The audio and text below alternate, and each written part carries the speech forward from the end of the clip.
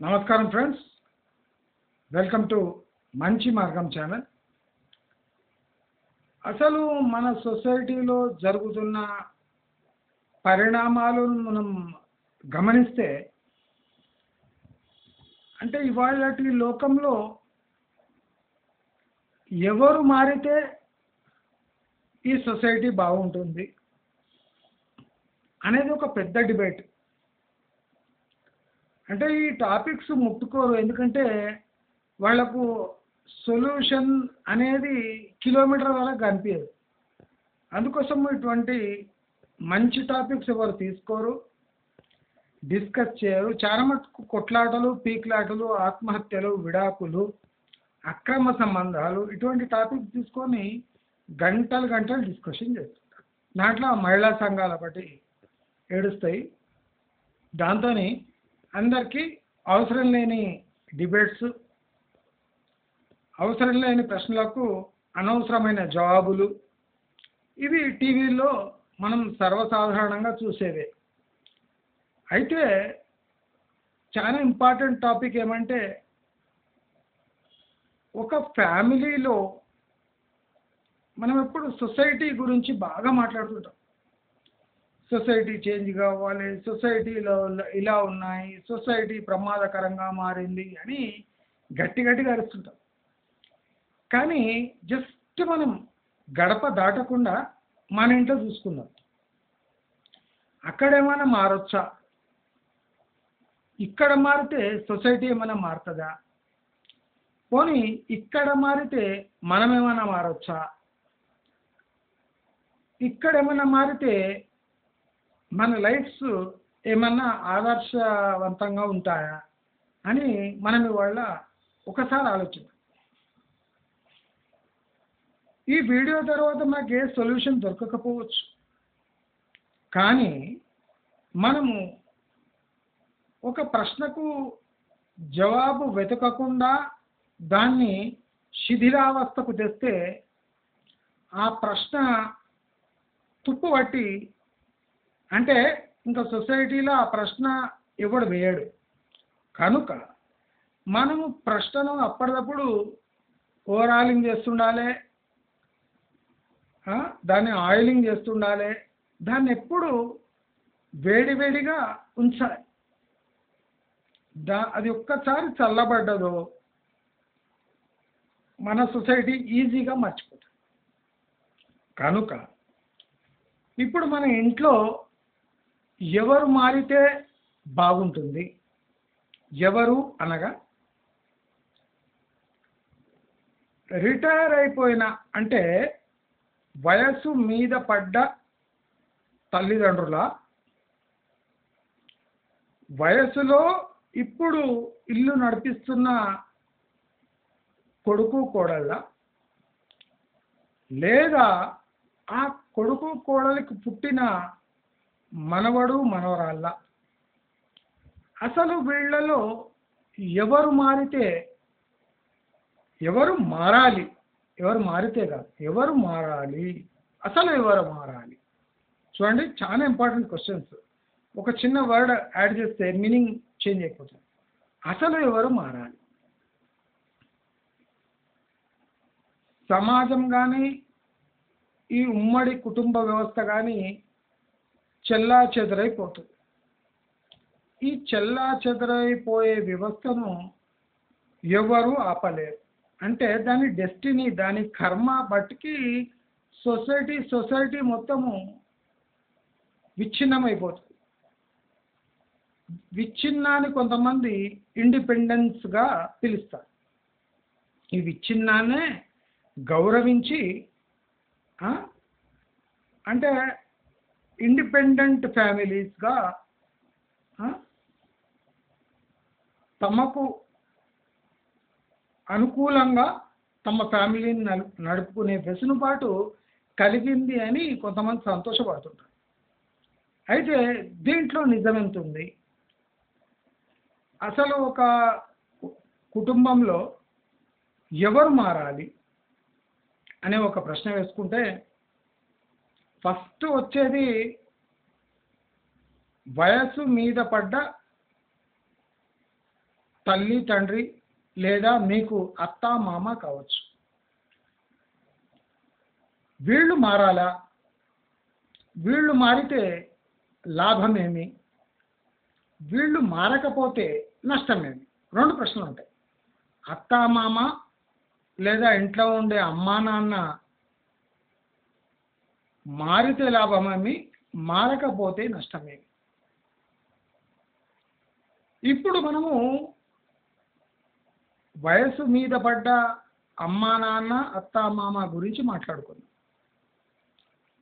వీళ్ళు తమ వంతు కృషి చేసి పిల్లలను పెండ్లి చేసి వాళ్ళు కాళ్ళ మీద నిలబడేటంత వరకు వాళ్ళ అనుకూలంగా ఆ ఫ్యామిలీని నెట్టుకొచ్చారు. దానితో మీరు సంతోషపడుతున్నారా, నిరాశ పడుతున్నారా రెండో విషయం. ఇప్పుడు ఆ వయసు మీద పడ్డ అమ్మా నాన్నను లేదా అత్తామామలను మీరు ఏ విధంగా చూడదలుచుకున్నారు, లేదా వాళ్ళ పాత్ర మీ ఫ్యామిలీలో ఏమి అనేది మీరు ఇవాళ రేపు ఫ్యామిలీలో గమనిస్తే,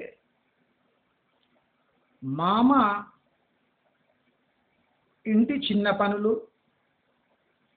బయటికి పోయి వస్తువులు తేవడం, అంటే కిరాణా షాప్ పోయి కిరాణా తేవడం,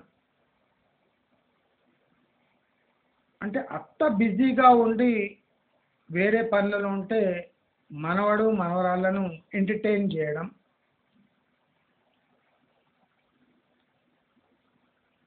చాలా పచ్చిగా చెప్పాలంటే ఒక ముసలి వాచ్మ్యాన్ పాత్ర పోషిస్తున్నాడు. నేటి అత్తామామ గురించి మాట్లాడుతున్నా, పచ్చిగా మాట్లాడుతున్నా, ఏమనుకోకండి, ఇది నిజాలు, పచ్చి నిజాలు. అంటే అరాకొర ఫ్యామిలీల్లో వాళ్ళు ఇంకా పెద్దలుగా మెలుగుతున్నారు, వాళ్ళ ఇంకా సత్తా చాటుకుంటున్నారంటే అదొక 2 to 5% ఫ్యామిలీస్ ఉంటాయి. 95% ఫ్యామిలీస్లో వయస్సు మీద పడ్డ వాచ్మ్యాన్తో సమానం. వీళ్లకు పెన్షన్ వస్తే కొద్ది గౌరవం ఉంటుంది. పెన్షన్ లేని అత్తమామ బతికినా చచ్చినట్టే. నేను చెప్పిన వాచ్మ్యాన్ పదవి వాళ్లకు అలంకరిస్తారు. పెట్టింది తిని చూపించిన చోట పడుకోవాలి. ఇది నేటి పెన్షన్ అందని, డబ్బులు బ్యాంక్ అకౌంట్లో లేని అత్తామామ లేదా అమ్మా నాన్న పరిస్థితి. వీళ్ళు ఈ ఫ్యామిలీలో చేంజెస్ ఎక్స్పెక్ట్ చేయొద్దు, వీళ్ళు కూడా తేలేరు. వీళ్ళు ఇప్పుడు బీజేపీలో ఎలా మార్గదర్శక్ సంఘ్ అనే పెట్టి దాంట్లో అంతా రిటైర్డ్ పీపుల్ని కూర్చోబెట్టిండ్రో అట్లనే ఇప్పుడు మన ఇల్లే ఒక బీజేపీ పార్టీ అనుకుంటే దాంట్లో ఎల్కే అడ్వాణి మామ, అంటే ఇంకేమన్నా రిటైర్డ్ ఆవిడ ఉంటే ఆమె అత్త లేదా అమ్మ. సో నేటి సమాజంలో వీళ్ళ మాటకు విలువ లేదు. అంటే పెన్షన్ వచ్చే అత్తామామ గురించి మాట్లాడుతారు. పెన్షన్ రాని అత్తామామ అయితే గార్బేజ్ బిన్తో సమానం. పెన్షన్ వచ్చే అత్తామామల్నే వాళ్ళ మాట పట్టించుకోరు. వాళ్ళు తమ కాళ్ళపై తాము నిలబడ్డా వాళ్లకు ఫిజికల్గా వీక్ అవుతే చేస్తారెవ్వరు అనే చింత వల్ల చాలా మటుకు లొంగుబాటుకు గురవుతూ ఉంటారు. వాళ్ళ మాట చెల్లదు. వాళ్ళు సేవ చేసుకోవాలే తప్ప వాళ్లకు ఫ్యామిలీలో తమ మాట నెగ్గించుకునే ధైర్యము, శక్తి, ఓపిక మూడు ఉండవు. సో వీళ్ళు దిగువ స్థాయిల రెండు వర్గాల మాటలు వినాల్సిందే. కన్నీళ్లు పెట్టినా బయట నవ్వాల్సిందే. కోడలు పెట్టిన తిండి తినాల్సిందే.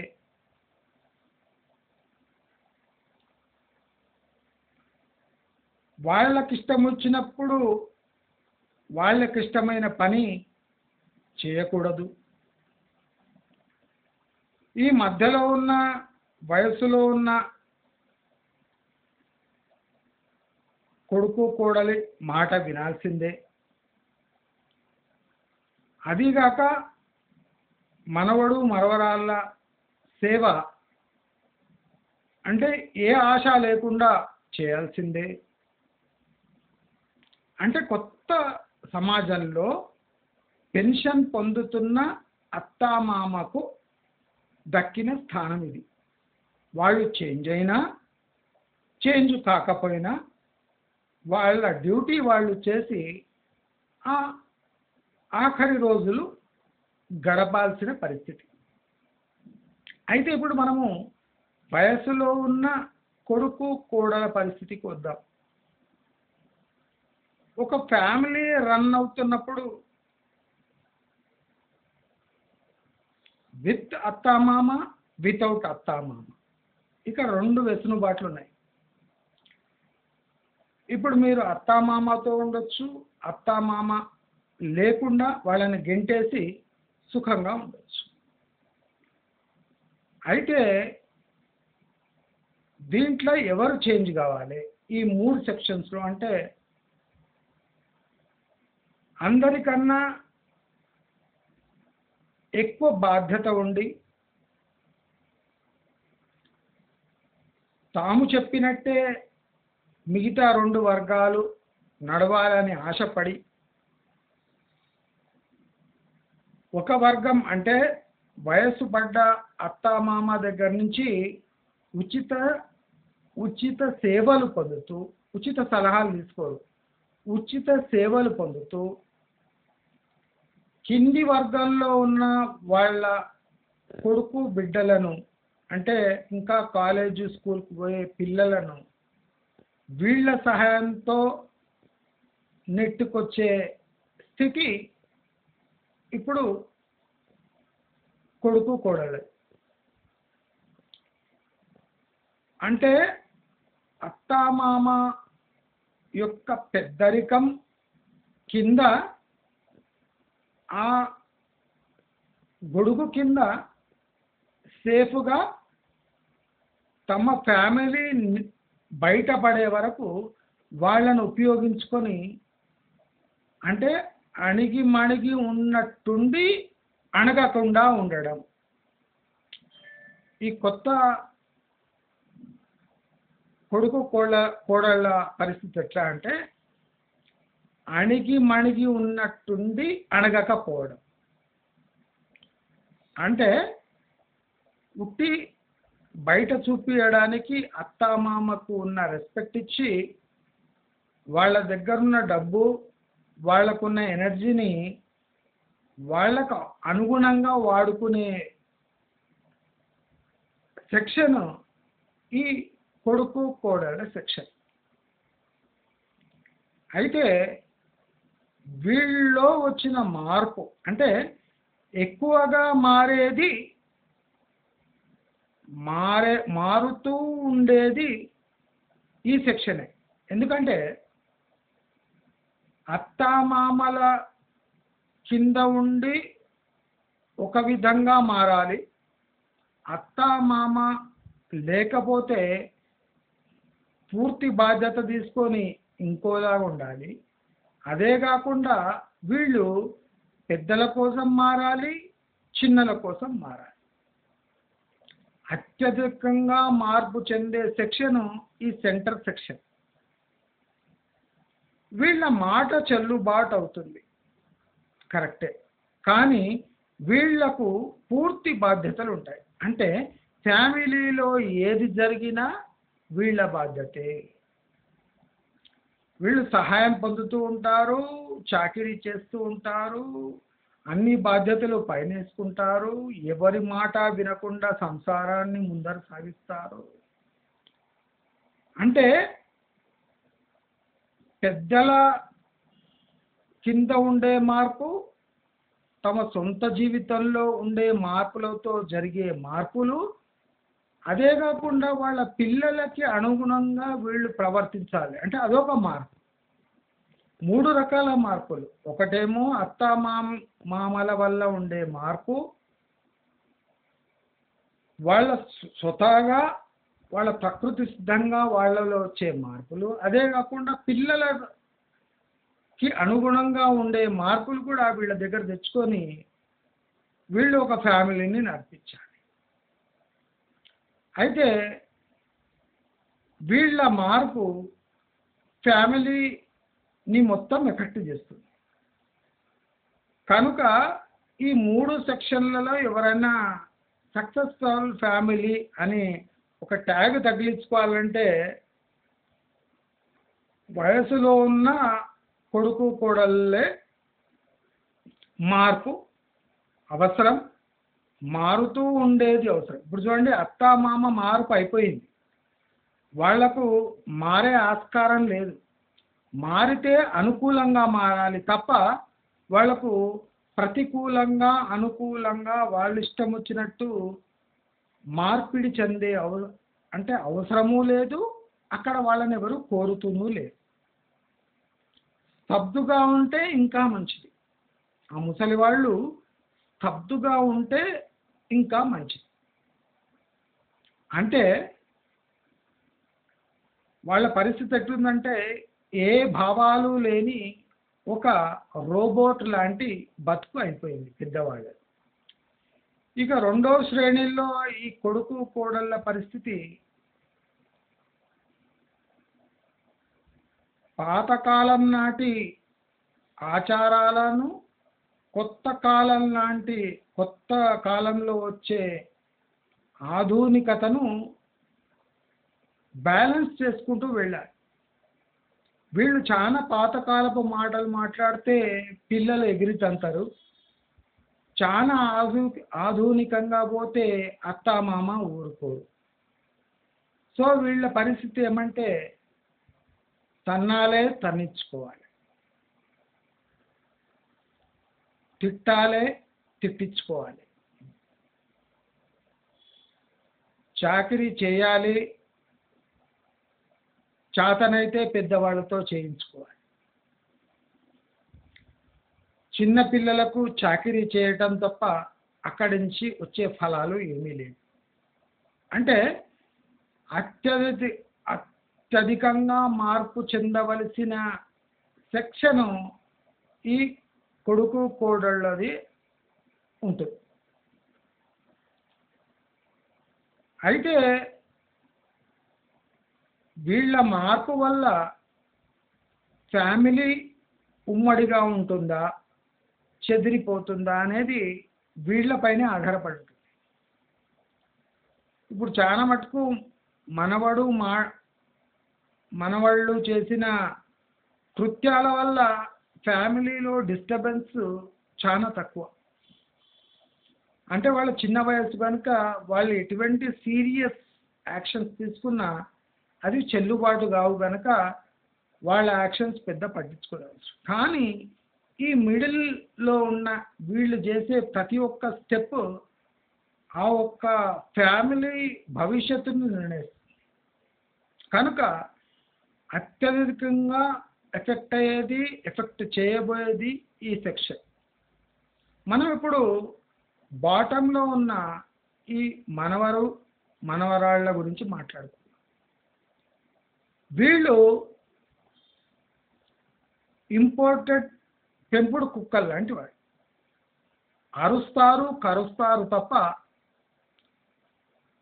మనకు అంటే ఫ్యామిలీకి ఏ పెద్ద అండగా ఉండదు. ఇవాళ రేపు పిల్లలు చెప్తారు, పుట్టినప్పటి నుంచి జాబు దొరికే వరకు వీళ్ళు తమ పనులు తాము చక్కబెట్టుకునే దాంట్లోనే బిజీగా ఉంటారు. అంటే ఓవరాల్ వీరి పాత్ర ఎట్లుంటుందంటే తమ కోసం 10 మంది పాటుపడి తమను పెంచి అదృష్టవంతులుగా మార్చి ఈ సొసైటీలో వదిలివేయాలి. అంటే మోస్ట్ డిమాండింగ్ లైఫ్ అంటే ఈ మనవాడు మనవరాళ్ళది. వీళ్ళు ఒక్క రూపాయి ఫ్యామిలీకి పనికిరారు. ఫ్యామిలీకి అంటే ఫస్ట్ 2 స్టేజెస్ వాళ్ళకు పనికిరారు. ఫస్ట్ 2 స్టేజ్ వాళ్ళు వీళ్ళ చాకిరీ చేయాలి. ఫస్ట్ 2 స్టేజ్ వాళ్ళ మాటలు వీళ్ళు విననే వినరు. వీళ్ళు కనుగొన్న సంతోషాన్ని పై 2 స్థాయి వాళ్ళు ఆమోదించాలి. వాళ్ళ సంతోషాలకు వీళ్లకు ఏ సంబంధం లేదు. కానీ వీళ్ళ సంతోషాలు వాళ్ళిద్దరూ ఆస్వాదించి ఆశీర్వదించాలి. అంటే ఏ రూపాయి పనికిరాని ఈ బాటమ్ క్లాస్ టోటల్ ఫ్యామిలీని వాడుకొని నాకేసి ప్లేటు కడగకుండా వాష్ బేసిన్లో వీళ్ళ బాధ్యత ఏమంటే ఫ్యామిలీని మొత్తం నాకేసి తినేసి నాకేసి ఆ ఎంగిలి కంచం వాష్ బేసిన్లో పడేస్తారు. అంటే లాస్ట్కు ఎంగిలి కంచంలా ఈ ఫ్యామిలీని మార్చేది ఈ బాటంలో ఉన్న మనవడు మనవరాళ్ళే. అంటే ఫ్యామిలీకి అంతా తామై ఫ్యామిలీతో అంతకన్నా ఎక్కువ చేయించుకొని ఫ్యామిలీకి ఏ రకంగానూ ఏమీ చెయ్యక తమ లైఫ్ సర్దుబాటు చేసుకొని చక్కేసే సెక్షను ఈ మనవరాళ్ళు మనవల సెక్షన్. వీళ్ళు ఈ 3 తరగతులను చూస్తే ఈ మనవడు మనవరాళ్ళు అంటే ఉట్టి చూపించుకునేవారికి, అంటే ఇంటి ముందర దిష్టి బొమ్మలు ఉంటాయి కదా, వాళ్ళతో సమానం. ఇప్పుడు పెంచుకున్న కుక్క చనిపోతే ఏం వాల్యూ ఉంటుందో వీళ్ళు అంతా చేపించుకొని పెళ్ళైన తర్వాత చెక్కేస్తే అంతే వాల్యూ. నేనేమి జంకుతలేనండి. చూడండి, మనం పెంచుకున్న ఇంపోర్టెడ్ కుక్కకు చనిపోతే ఏం వాల్యూ ఉంటుందో ఈ నేటి మనవాళ్ళు ఈ ఫ్యామిలీని రక్తం గుంజి తమ దగ్గర ఉన్న సత్తా అంతా గుంజేసి తమ ఇల్లు సర్దు పెట్టుకొని తాము రెక్కలు రాగానే ఎగిరిపోతారు. అంటే ఈ 2 సెక్షన్లకు ఈ 3వ సెక్షన్పై అసలు ఆశలు లేవు. అంటే సొసైటీ అట్లా స్ట్రక్చర్ అయిపోయింది. ఆశలు పెట్టుకోవద్దు అని చెప్పేస్తారు సిగ్గు లేకుండా. అలా చేయించుకునేటప్పుడు సిగ్గు ఉంటుందా అంటే ఉండదు. తాత నాయనమ్మ దగ్గర చేయించుకుంటారు, అమ్మ నాన్న దగ్గర చేయించుకుంటారు. కానీ తిరిగిచ్చే సమయం వచ్చేసరికి చిప్ప చేతికి పెట్టి తమను డిస్టర్బ్ చేయొద్దు అని మరీ చెప్పి చెక్కేస్తారు. అంటే ఈ 3 సెక్షన్లలో పనికి మాలిన కుక్కకు కూడా, అంటే కుక్క పనికొచ్చినంత కూడా పనికిరాని సన్నాసి సెక్షను ఈ మనవడు మనవరాళ్ళ సెక్షన్. అయితే వీళ్ళు మారాలా అనే ప్రశ్న వేస్ట్. ఎందుకంటే ఒక రాయి మారితే మారకపోతే, ఇంకా రాయి మారితే పనికొస్తుంది. కానీ వీళ్ళు మారినా మారకపోయినా వీళ్ళ అంటే డెస్టినీ వేరు, వీళ్ళ లోకం వేరు, వీళ్ళ ఆచారాలు వేరు.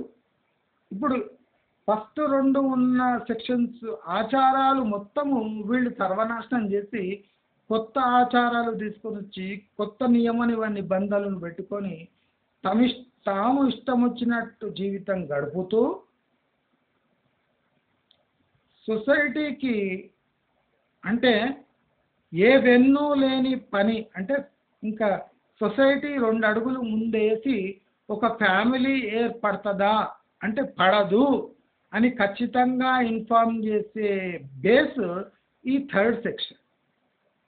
సో మన సొసైటీలో ఇప్పుడు మార్పు చెందాల్సింది అమ్మ నాన్న తప్ప ముసలి వాళ్ళైనా అత్తామామలు కాదు, బాటంలో ఉన్న మనవడు మనవరాళ్ళు కాదు.